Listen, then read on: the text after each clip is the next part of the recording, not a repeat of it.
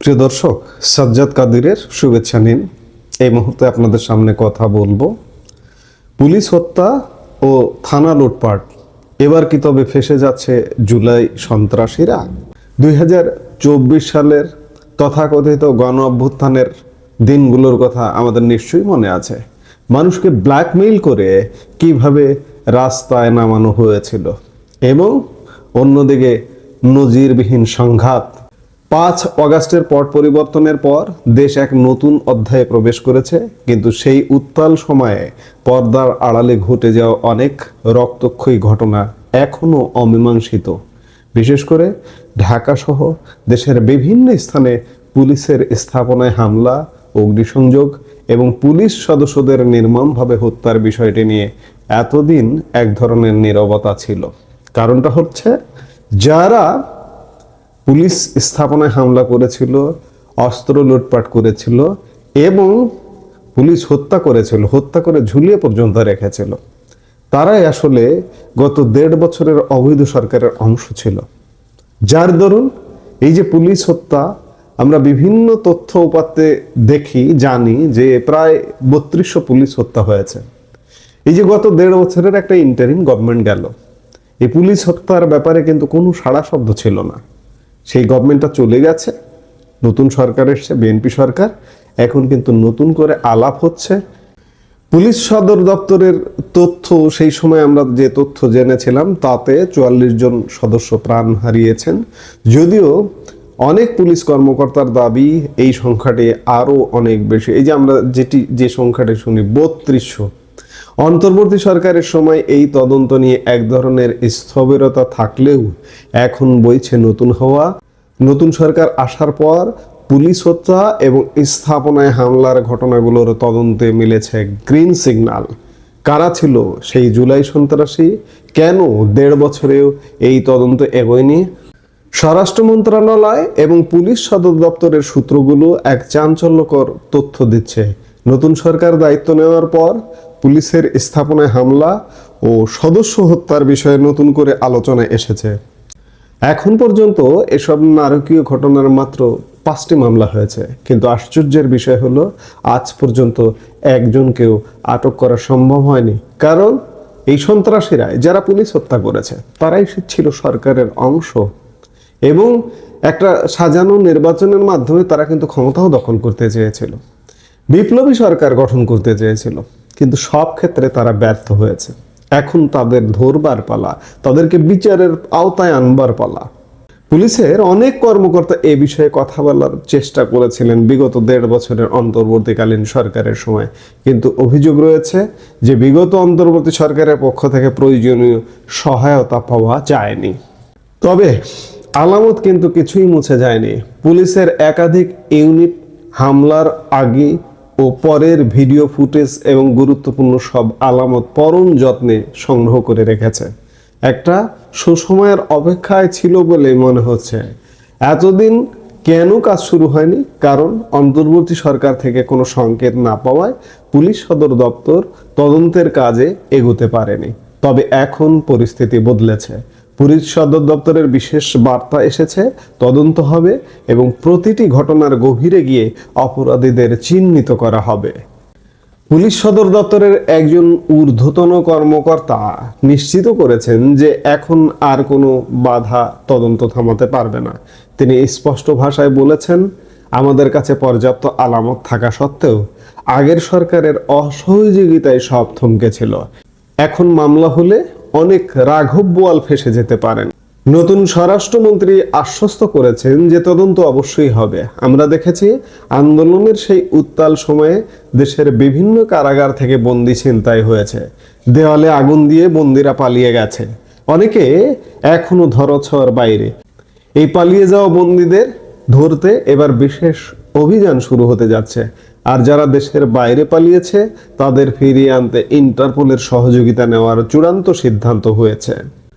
আপনারা জানেন যে জুলাই আগস্টের সেই দিনগুলোতে দুর্বৃত্তরা থানা এবং ফাঁড়িতে হামলা চালিয়ে শুধু প্রাণহানি ঘটায়নি, বরং বিপুল পরিমাণ আগ্নেয়াস্ত্র লুট করেছে।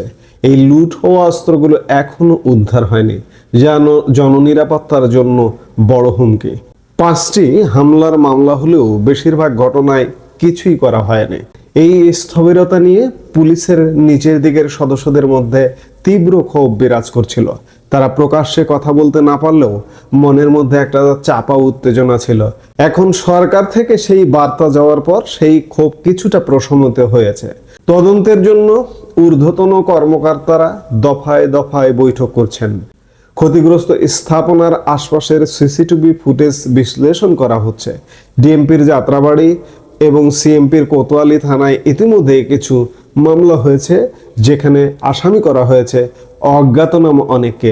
পুলিশের এক কর্মকর্তা দৃঢ়তার সাথে বলেছেন, ক্রিমিনাল ইভেন্ট কখনো তামাদি হয় না, অর্থাৎ অপরাধ করে পার পাওয়ার দিন শেষ। আমরা যদি পরিসংখ্যানের দিকে তাকাই তবে শিউরে উঠতে হয়। সিরাজগঞ্জের এনায়েতপুর থানায় একদিনই 13 জন পুলিশ সদস্যকে হত্যা করা হয়েছিল। ঢাকা মহানগর পুলিশের 50টি থানার মধ্যে 21টি থানা সহ মোট 216টি স্থাপনায় হামলা, ভাঙচুর ও অগ্নিসংযোগ করা হয়েছিল। আগুনে পুড়ে ছাই হয়ে গেছে 13টি থানা এবং অসংখ্য টহল গাড়ি। যদিও আনুষ্ঠানিকভাবে সবগুলোতে মামলা হয়নি, কিন্তু পুলিশের ছায়া তদন্ত থেমে নেই। গোয়েন্দারা সিসিটিভি ফুটেজ দেখে দুর্বৃত্তদের শনাক্ত করার চেষ্টা করছেন। এখানে একটি গুরুত্বপূর্ণ বিষয় ডিএমপির সাবেক ওসিরা তুলে ধরেছেন। তাদের বক্তব্য অনুযায়ী আন্দোলনের সময় তারা ঊর্ধ্বতনদের নির্দেশে দায়িত্ব পালন করেছেন। তারা অনেক ক্ষেত্রে গুলি চালাতে নিষেধ করলেও ওপর মহলের চাপে তা করতে বাধ্য হন। এক পর্যায়ে উত্তেজিত জনতার বৃষ্টির মতো ইট পাটকেল আর বাইরে থেকে আসা গুলির মুখে আর টিকতে না পারে আত্মরক্ষার্থে ব্যবস্থা নেন। অনেকে পোশাক খুলে পালিয়ে জীবন বাঁচিয়েছেন, আর যারা পারেননি তারা মর্মান্তিক হত্যাকাণ্ডের শিকার হয়েছেন। তারা এখন চাইছেন সঠিক তদন্তের মাধ্যমে প্রকৃত দোষীদের চিহ্নিত করা হোক, যাতে নিরীহ কেউ ফেঁসে না যায়। বর্তমানে এক অদ্ভুত পরিস্থিতি তৈরি হয়েছে। পুলিশ সদস্যদের মামলার তদন্ত করতে গিয়ে খোদ তদন্তকারী কর্মকর্তারা বিব্রত হচ্ছেন। 5ই আগস্টের পর শেখ হাসিনা থেকে শুরু করে কনস্টেবল পর্যন্ত 1168 জন পুলিশ সদস্যকে আসামি করা হয়েছে। 2000-এর বেশি মামলার মধ্যে 612টি হত্যা মামলা। তদন্তকারী কর্মকর্তারা এজাহারের বর্ণনার সাথে বাস্তবতার অনেক অমিল পাচ্ছেন। তাই এখন বিজ্ঞানসম্মত তদন্তের দিকে ঝুঁকছে সিআইডি। তারা সংশ্লিষ্ট পুলিশ সদস্যদের কল লিস্ট এবং সিডিআর সংগ্রহ করছেন। উদ্দেশ্য একটাই, নিশ্চিত হওয়া যে ঘটনার সময় ওই পুলিশ সদস্য আসলে কোথায় ছিলেন। সিআইডির কর্মকর্তারা বলছেন, অনেকে মোবাইল বাসায় রেখে অন্য এলাকায় গিয়ে হামলা করেছেন কিনা বা তাদের কমান্ড সার্টিফিকেট অনুযায়ী তারা সঠিক জায়গায় ছিলেন কিনা তা যাচাই করা হচ্ছে।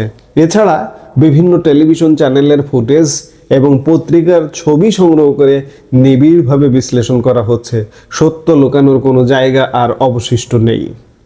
যদি আমরা মামলার সংখ্যা দেখি তবে দেখা যায় ঢাকাতেই সর্বোচ্চ 333টি মামলা হয়েছে।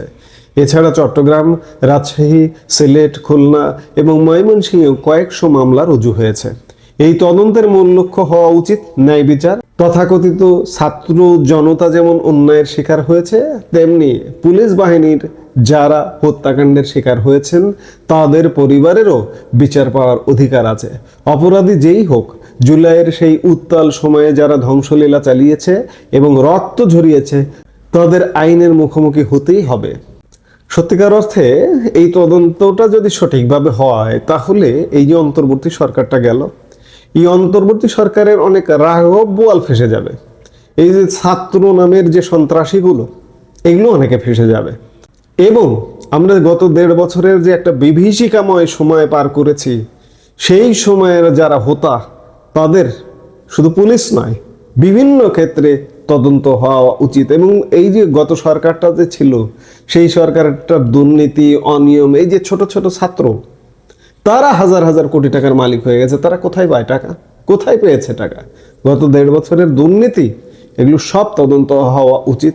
আমরা প্রত্যাশা করি যে সব তদন্তে আসবে এবং বিচার হবে। এই মুহূর্তে এ পর্যন্তই। সবাই ভালো থাকুন, সুস্থ থাকুন। আমাদের ভিডিওগুলো নিয়মিত পেতে সাবস্ক্রাইব করুন Sajjad Kadir and the legends YouTube channel এবং লাইক, কমেন্ট, শেয়ার করে সাথে থাকুন।